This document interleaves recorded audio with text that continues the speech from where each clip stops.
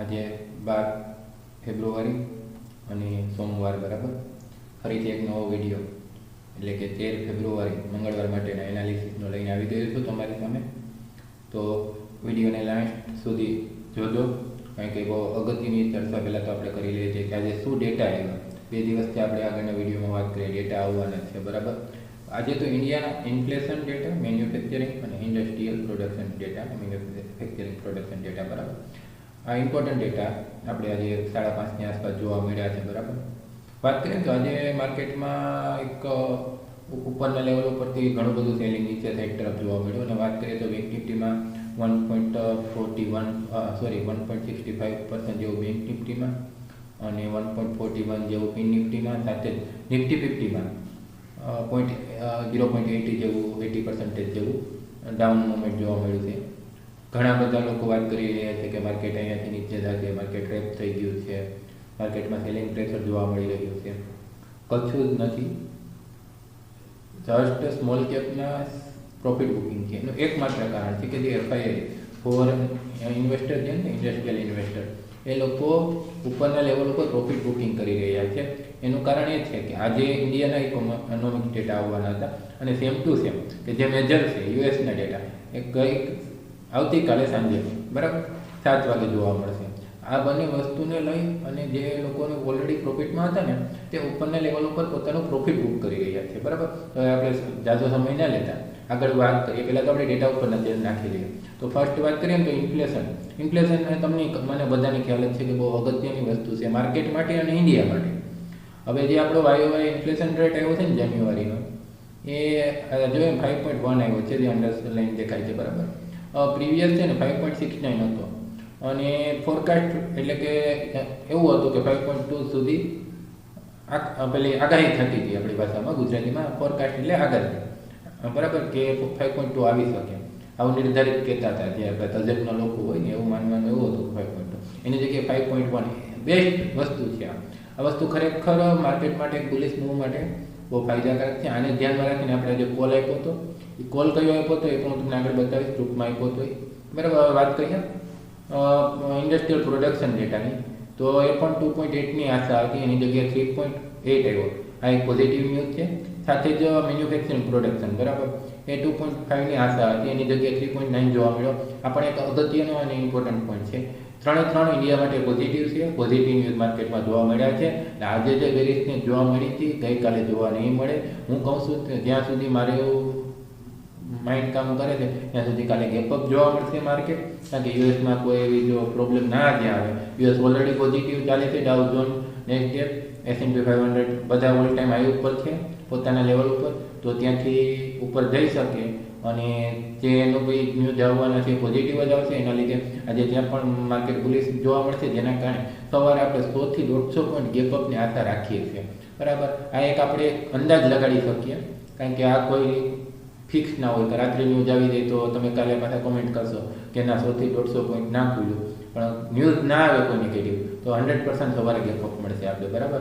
એને ધ્યાનમાં રાખીને આપણે જે ગ્રુપમાં વાત કરી હતી, ફિન નિફ્ટીમાં એક કોલ સાઇડ આપણે BTST હોલ્ડ પણ કરે છે. હવે ડાયરેક્ટ ને પહેલાં તો નિફ્ટી 50માં શું થયું ને શું કરવાનું છે ગઈકાલે એ જોઈ લઈએ બરાબર. ધ્યાનથી હજી એક વખત કહી દઉં, વિડીયો અંત સુધી જોજો.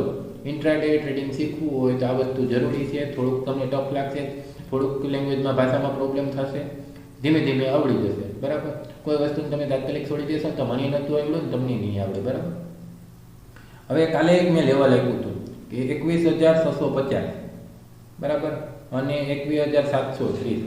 આજે આપણું આગળનું ક્લોઝિંગ હતું બરાબર. અહીંયા આ વાત આપણે કાલે કરી હતી બરાબર, કે આ ક્લોઝિંગ ઉપર જ્યારે અહીંથી ઉપર માર્કેટ જશે ને ત્યારે આપણે એક બુલિશ ટ્રેડ લેશું જો આ લેવલ ઉપર બરાબર. અને અહીંથી કરી સવારે માર્કેટ પહેલાં તો ગેપ અપ ઓપન જોવા મળ્યું, પછી ઉપરની સાઈડ 21,830 સુધી ગયું. ત્યાં સસ્ટેનેબલ ના થઈ શકે. મેં શું કીધું કે પહેલી કેન્ડલ 800 ઉપર ક્લોઝ થશે.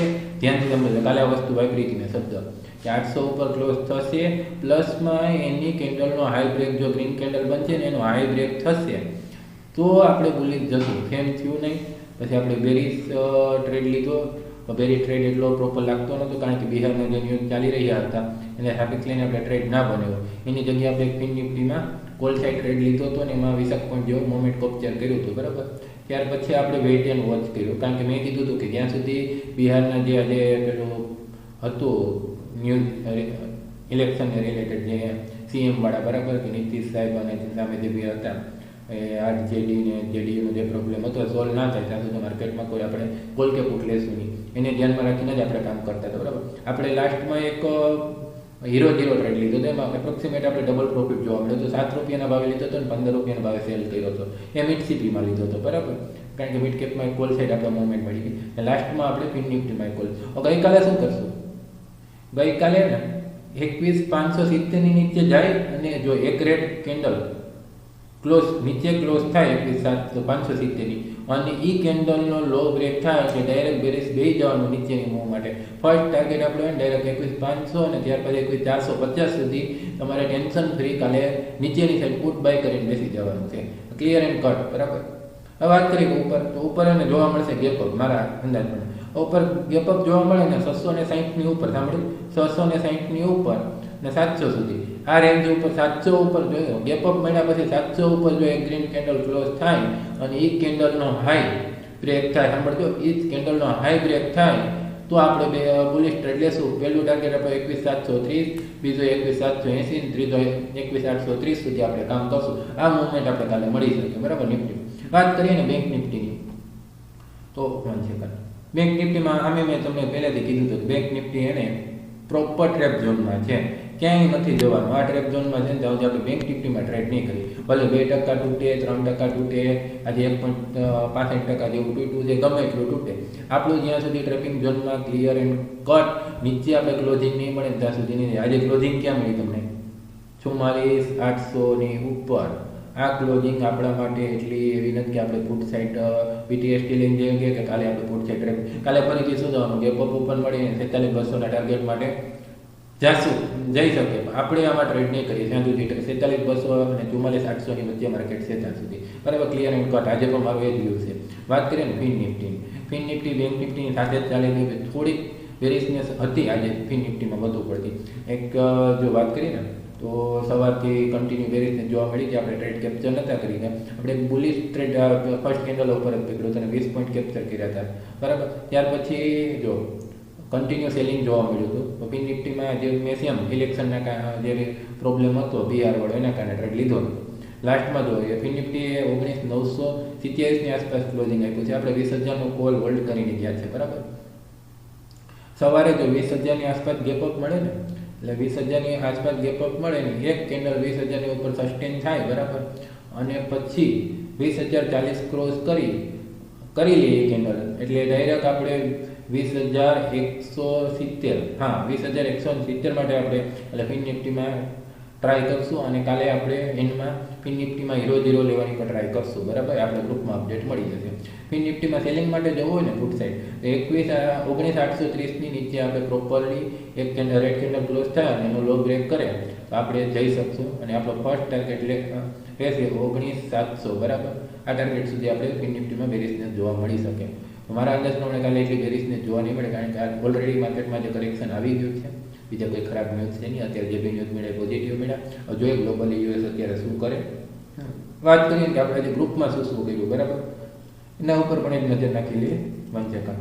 આપણે જતા આવીએ વોટ્સઅપમાં બરાબર. અને આપણે ગ્રુપમાં શું વિધિ કરી ને વોટ્સઅપ ઉપર થઈ જાય એ પણ હું તમને જરાક બતાવી દઉં. એક જ મિનિટ થોડું, હા બરાબર પ્રોસેસ થાય છે. 1 સેકન્ડ. હા તો અત્યારે ડેટા આવ્યો ને એને ધ્યાનમાં રાખીને મેં અપડેટ આપેલું. તો આજે ગ્રુપમાં શું કહ્યું ને આપણે વોટ્સઅપમાં જો ગિફ્ટ નિફ્ટી સવારે 100 પોઈન્ટ ઉપર ટ્રેડ કરી રહ્યું હતું. નિફ્ટી ગેપઅપ ખુલે એવી આશા છે. બુક કરવાનું કીધું હતું 20 TST બરાબર. 20 TST લગભગ બધાએ બુક કરી લીધો તો કોસ્ટ ટુ કોસ્ટ એમાં કોઈ પ્રોફિટ નહોતું મળ્યું. ફિન નિફ્ટીનો આપણે ટ્રેડ લીધો હતો 20,300 ની આસપાસ બરાબર. 20,300 નો કોલ 70 રૂપિયાની આસપાસ આપણે એસેલો તો 40 રૂપિયાનો. 70 ઉપર ખુલ્યા પછી બરાબર, જે ખુલ્યા પછી ડાઉન ગયો ને આપણે 70 ખરીદી ના કરી એ પછી મેં 50 તમને ખરીદી કરવાનો મેસેજ ગ્રુપમાં નાખ્યો હતો બરાબર. જુઓ 25 ખરીદી કરવાની, એસએલ 25નો રાખો અને 70નો ટાર્ગેટ રાખો. ત્યારે 70 પૂગી ગયો ને ત્યારે ટ્રેલિંગ એસએલ સાથે ઉભવાનું કીધું તો અને પ્રોફિટ બુક કરવાનો પણ મેસેજ નાખેલો હતો, બરાબર. જે આ લોકો આપણા ગ્રુપમાં છે તે લોકો સમજી લે છે. પછી એક ફિન નિફ્ટીનો કોલ આપ્યો હતો, બરાબર, પોઝિટિવ સાઈડ કે 75 ઉપર ખરીદી કરો, પણ એક્ટિવ થયો નહીં કારણ કે 75 ઉપર આપણો ટ્રેડ ગયો નહોતો. પછી મિડ સીપીનો એક કોલ આપેલો હતો 10,725 કોલ એટ 7 રૂપિયા, બરાબર, 0.0. આ 15 રૂપિયા બુક કર્યો હતો, જેનો પ્રોફિટનો આપણે સ્ક્રીનશોટ અહીંયા 1/2 એવું લખીને આપણે ગ્રુપમાં નાખ્યો હતો, બરાબર. 2 લોટ મેં પણ લીધા હતા કારણ કે હું 0.0 અને BTSTમાં લિમિટેડ લોટ લઉં છું, બરાબર. 0.0 વિશે એની ડેફિનેશન. પછી એક આ BTST આપેલો હતો.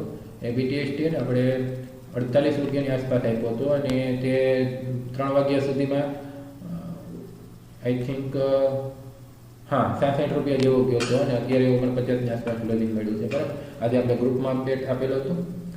વધારે શીખવા માટે આપણા ગ્રુપમાં જોઈન્ટ થાવ, બરાબર.